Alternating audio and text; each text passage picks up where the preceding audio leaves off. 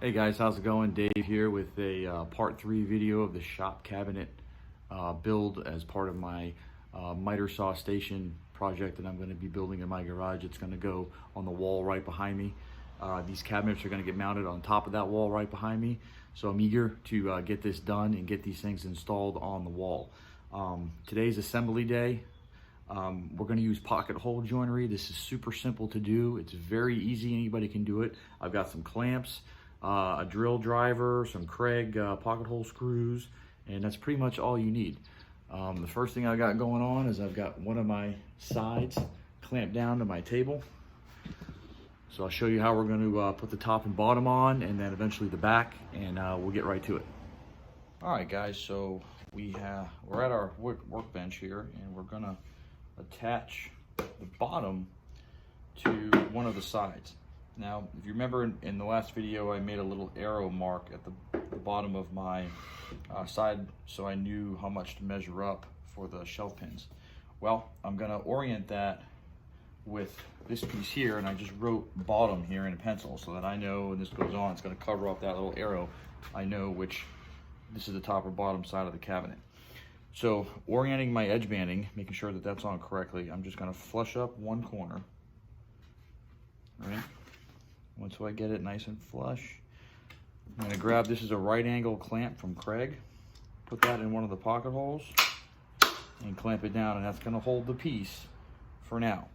Now let me move the camera over here and show you what I do with the other corner. This might be overkill, but this is what I like to do.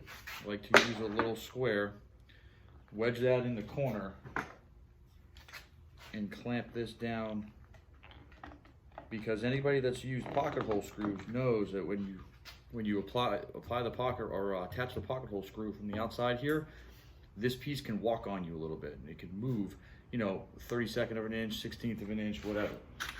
So I like to do this to keep it from moving. Let me come back around. There's a view here, and I dropped that one, so I'll grab another. These are 1 1/4 inch screws. And we're going to go right down into these holes here, and I'll do the first 3.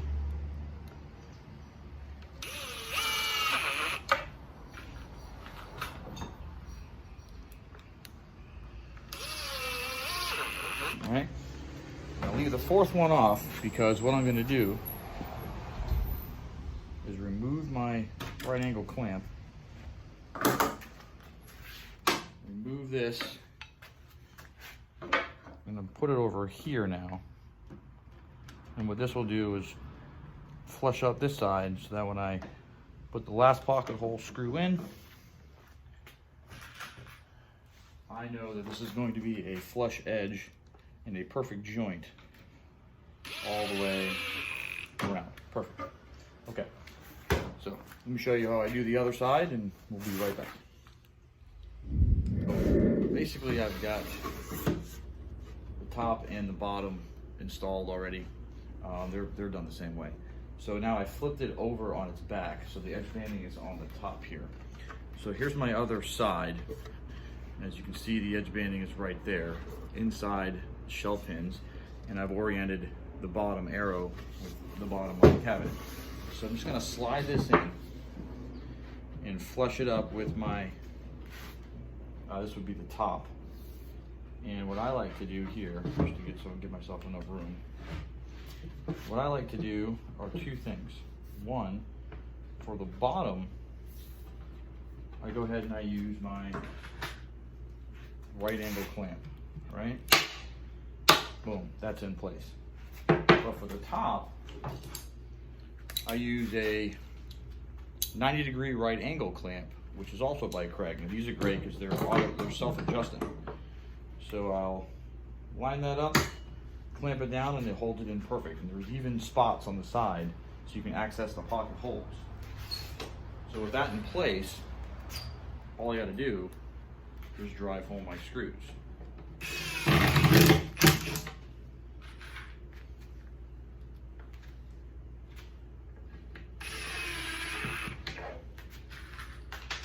Now, the last one on the bottom where the right angle clamp is, I'll leave open. I'll take the right angle clamp off, but I won't put a screw in here because when I'm done with the other side, I'll flip this over, put the 90-degree corner clamp on that corner, and then I'll drive that final screw in so I know that this does not walk on me at all. Okay, so let me go to the other side, and then I'll show you what I mean when I say I'll flip this over and put this on this corner here and flush it up. Okay guys, so here's what I meant by that corner here. So I've got 3 pocket hole screws in from the bottom up. We don't have one here. We don't have one here. Here's what I do. You just place that into the corner and lock it down. They come in a 2-pack. I think I got them off of Amazon. I'll leave a link. These are great. Locked in. So now I know both of these ends are flushed up and are perfect corners. Grab a 1 1/4 inch pocket hole screw. Done.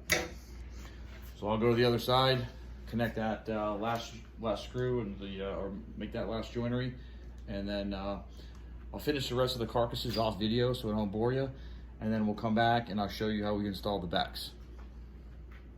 We've got one of our cabinet carcasses right here, face down. This would be the back of it. This is the side that's not edge banded.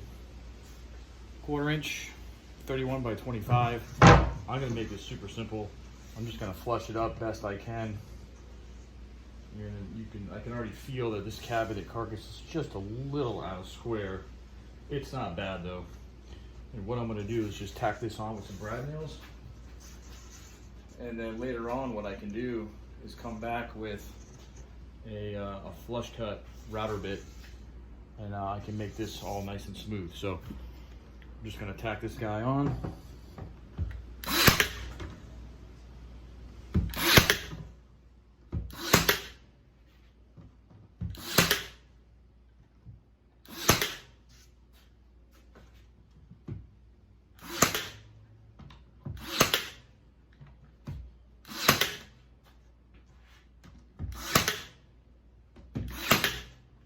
And that's it.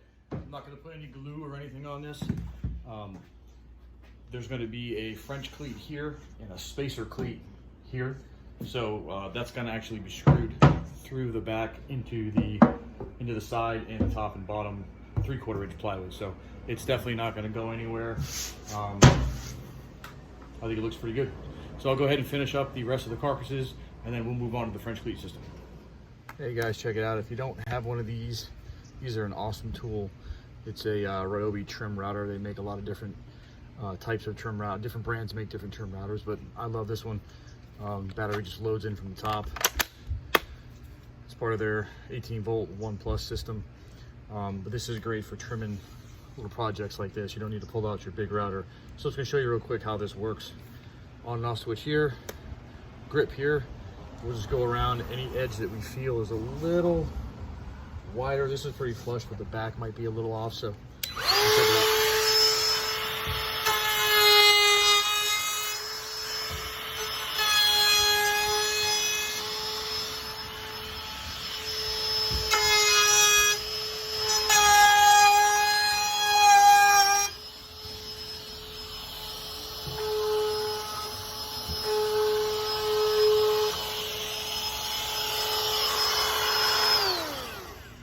Great tool to have in your arsenal.